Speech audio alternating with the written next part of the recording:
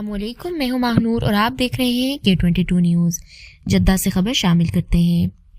پاکستان کے نئے قونصل جنرل سید مصطفیٰ ربانی نے کہا کہ سعودی عرب میں مقیم پاکستانیوں کو معیاری قونصلی سہولیات کی فراہمی، سعودی قوانین اور اپنے حقوق سے مکمل آگہی دینا ان کی اولین ترجیح ہے۔ انہوں نے واضح کیا کہ قونصلیٹ کو ایک شفاف، مؤثر اور عوام دوست ادارہ بنایا جائے گا جس میں میڈیا کا کردار نہایت اہم ہے۔ یہ بات انہوں نے جدہ میں پاکستان جرنلسٹ فورم سے وابستہ صحافیوں سے تعارفی ملاقات کے دوران کہی۔ قونصل جنرل نے کہا کہ صحافی برادری کمیونٹی کے مسائل سے بخوبی آگاہ ہے اور ان کی مشاورت سے کم وقت میں بہتر اور مثبت نتائج حاصل کیے جا سکتے ہیں۔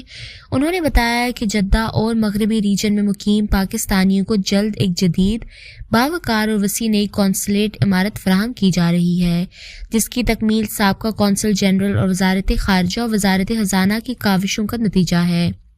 نئی عمارت میں منتقلی کے باعث 2 سرکاری تعطیلات سمیت مجموعی طور پر 5 روز تک پاسپورٹ اور نادرہ کی خدمات عارضی طور پر معطل رہیں گی، تاہم ہنگامی سفری دستاویزات اور اموات کے سرٹیفکیٹس کی سہولت بدستور جاری رہے گی۔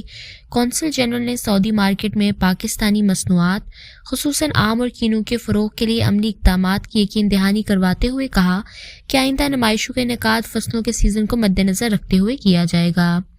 ملاقات خوشگوار ماحول میں اختتام پذیر ہوئی، جس میں باہمی تعاون، رابطوں کے فروغ اور پاکستانی کمیونٹی کی فلاح و بہبود کے لیے مشترکہ کوششوں پر اتفاق کیا گیا۔